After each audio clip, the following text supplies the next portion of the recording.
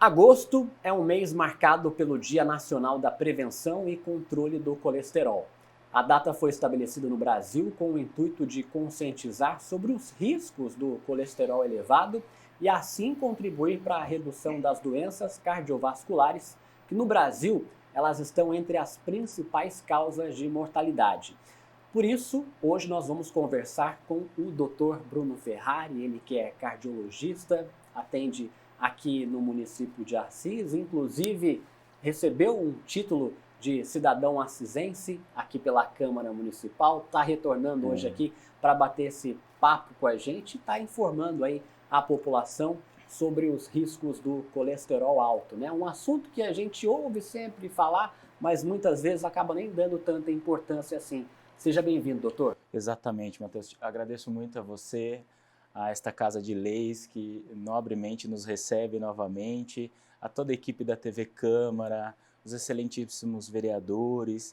Nós estamos aqui hoje para falar de um tema extremamente importante, de alta relevância, né? Que é o Dia Nacional do Colesterol, que foi essa semana, e trazer algumas informações importantes para a nossa querida população. Como eu falei, tem muita gente que ouve falar sobre o colesterol, mas não sabe o que que é. O que que é o colesterol? Qual que é a Exatamente. importância dele para a saúde? Quando nós ingerimos, quando nós fazemos as nossas refeições, os alimentos eles entram no nosso trato digestivo, no nosso intestino, e uma parte dele é absorvido, vai para o nosso fígado, e o nosso fígado produz moléculas de gordura que nós chamamos de colesterol. Esse colesterol é importante em uma série de funções, como na produção das membranas das nossas células, na produção de hormônios, com um exemplo como a testosterona. Entretanto, níveis elevados de colesterol em subpopulações específicas trazem riscos cardiovasculares elevados, né? A principal causa de morte no mundo, em primeiro lugar, é o infarto, em segundo lugar é o AVC e em terceiro é o câncer. E o colesterol é um dos fatores de risco que abastece essas doenças de altíssima mortalidade. Quando que o colesterol ele é considerado alto, doutor? E qual o nível aí, né, normal dele? Perfeito, perfeito. Nós dosamos colesterol através de exames de sangue, né? Nós temos vários tipos de colesterol, mas aqui no Brasil nós dosamos mais ou menos 4 a 5 subtipos.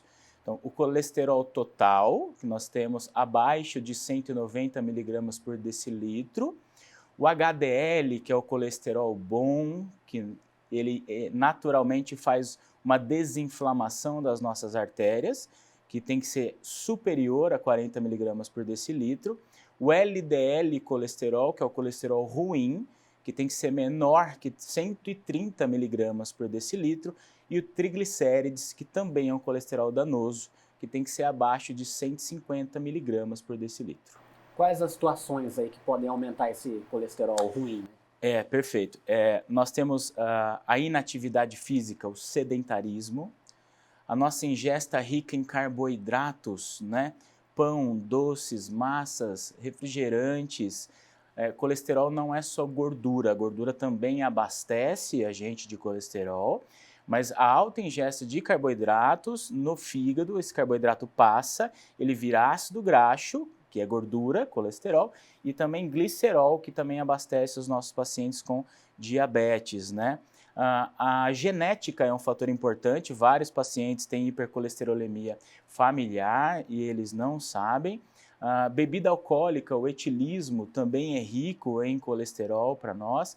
Então, são fatores de risco do nosso dia a dia, né, que a gente não se atenta muito, às vezes não dá tanta importância para o colesterol como a gente deveria dar. E quais são os sintomas aí de um colesterol alto? Como que a pessoa vai saber que ela está numa situação ruim, né? Matheus, infelizmente, o colesterol não gera sintomas até nós termos um evento, né? Um infarto ou um AVC ou uma trombose periférica arterial e, infelizmente, não existe manifestação clínica a não ser que sejam pacientes geneticamente produtores de colesterol. Eles têm manchas nos olhos, nas juntas de colesterol, e isso a gente consegue fazer diagnóstico clínico, tá? Mas o colesterol alto, ele não dá sintoma, infelizmente, até o indivíduo não ter um infarto ou um AVC. Qual que é a indicação hoje para estar procurando um médico, um cardiologista? Tem gente que vive a vida e é aquilo, vai deixando ela levar, né, doutor? E não passa para fazer um exame, não passa para fazer um check-up. É muito importante orientar as pessoas sobre isso, né? Veja, aí eu trago um pouquinho da pediatria também, porque eu acredito que a dosagem de colesterol, ela deve ser feita lá desde a nossa infância, em pacientes pediátricos obesos, em indivíduos com história familiar precoce de infarto, de AVC. A gente tem que rastrear essa população em indivíduos com níveis alterados de glicemia, os pré-diabéticos, aqueles pacientes sedentários e na subpopulação natural, aquelas que não têm fatores de risco cardiovasculares importantes, eu acredito que na adolescência nós já começamos a fazer esse rastreio precocemente. Os americanos fazem rastreio de colesterol já desde a infância.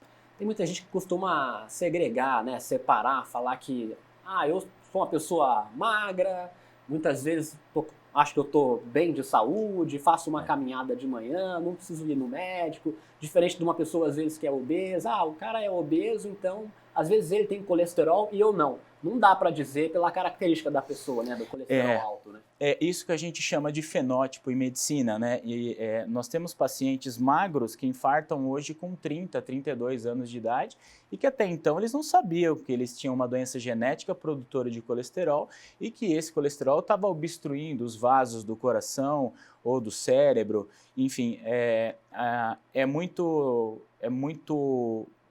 de boa prática a gente fazer atividade física, dieta regular, estar próximo junto do nosso médico clínico ou cardiologista para a realização anual da avaliação do colesterol desses pacientes. É muito importante. O que dá para fazer aí aliado a uma atividade física? É lógico que sempre quando é indicado uma atividade física, também tem que estar consultando o médico, porque muitas vezes as pessoas não sabem pesar a dosagem, né? Acaba exagerando, achando que só porque está fazendo exercício ela está cuidando da saúde, sendo que às vezes, muitas vezes acaba prejudicando também, né? Exatamente. O indivíduo hoje que vai praticar atividade física, o indivíduo adulto, veja, Matheus, após os 35 anos, a maior causa é uma idade que já a maior causa de morte é o infarto agudo do miocárdio.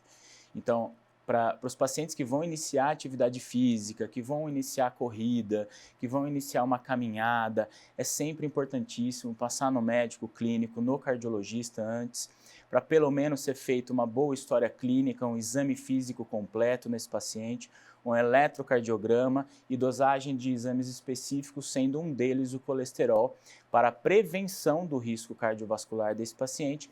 E em muitos casos, nesse momento, a gente faz diagnóstico de indivíduos que não sabiam mais que eram hipertensos, que tinham colesterol muito elevado, que estavam diabéticos, que tinham sopro cardíaco e não sabiam. Então, fazer essa prevenção, esse check-up antes da prática de atividade física regular é importantíssimo. O senhor citou no início da entrevista alguns alimentos, né? São fatores aí para o aumento do colesterol.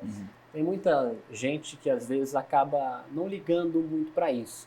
Dá para o senhor citar alguns alimentos também, né, que podem aumentar nesse fator de risco? Algumas manias também das pessoas, questão de às vezes exagerar muito com lanche, né, toda noite, ou às vezes algum alimento muito fácil que vira hábito da pessoa no dia a dia e que ela não sabe que está prejudicando ela, né? Exatamente, né? Hoje a gente tem o famoso fast food, a comida rápida, né? Então, assim, veja, os carboidratos em geral elevam o colesterol, pão, arroz em excesso, né? Macarrão, enlatados, condimentados, embutidos, tudo isso eleva o colesterol ruim. A bebida alcoólica, os doces, os refrigerantes são grandes aliados do infarto e do AVC.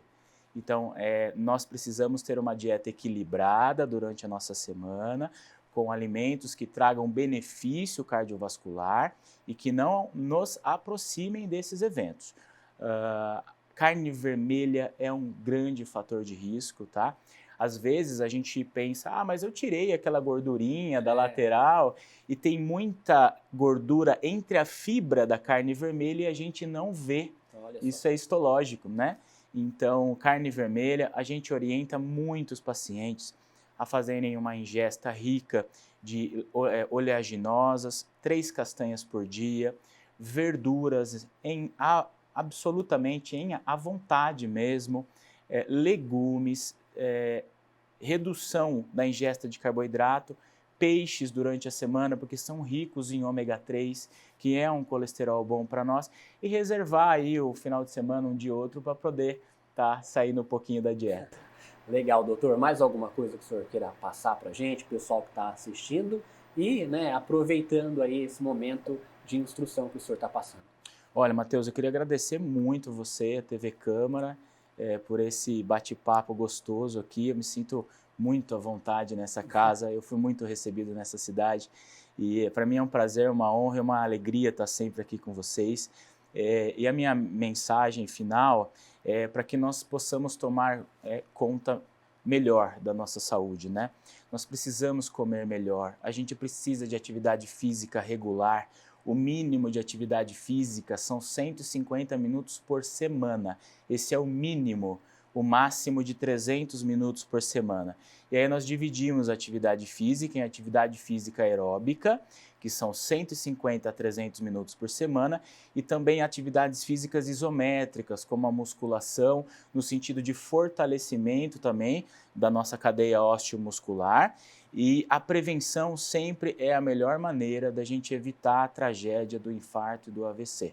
Procure seu médico cardiologista, o seu médico clínico, realize o seu check-up anual para você estar bem protegido dessas doenças. Tá certo. Obrigado mais uma vez pela sua participação aqui na TV Câmara, e outros detalhes você confere ao longo da nossa programação aqui na TV e também na Rádio Câmara 95.5.